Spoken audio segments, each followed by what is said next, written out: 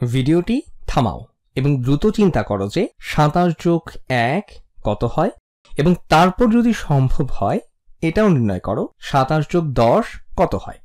ঠিক আছে, এখন এসো একসাথে চিন্তা করি। তাহলে তুমি হয়তো খুব সহজে এটা নির্ণয় করতে পেরেছো।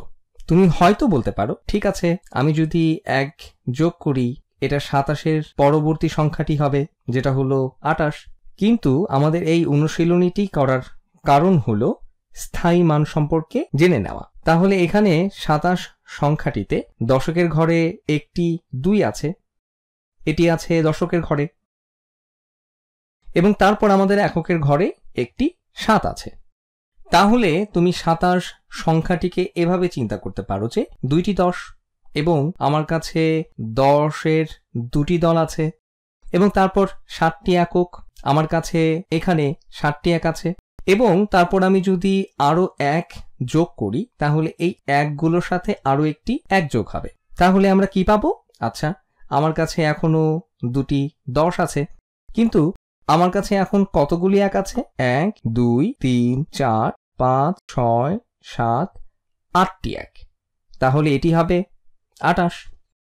তো এটি হয়তো খুব জটিল কিছু নয়, কিন্তু স্থানীয় মানের ক্ষেত্রে এটি গুরুত্বপূর্ণ এবং পরবর্তীতে এটা তোমার অনেক কাজে লাগবে। এখন এসো 27 যোগ 10-এর বেলায় একই কাজ করি। আমরা ইতিমধ্যে বলেছি 27 হলো 2টি 10, 7টি এক, এবং এখন 10 যোগ করার ক্ষেত্রে এই 1 এককের ঘরে নয়, তাহলে এটি শুধু 1কে প্রকাশ করছে না, এখানে 1 আছে দশকের ঘরে।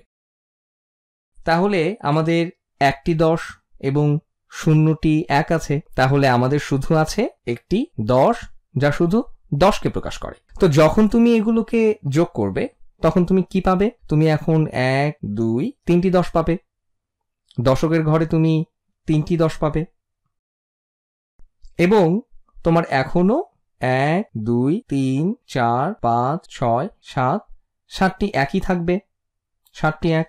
তাহলে লক্ষ্য করো, এখানে যখন তুমি একটি 1 যোগ করছিলে তুমি এককের ঘরে 1 বৃদ্ধি করেছিলে, এবং এখানে তুমি যখন 10 যোগ করলে তুমি এককের ঘরকে বৃদ্ধি করছো না, তুমি দশকের ঘরকে বৃদ্ধি করছো।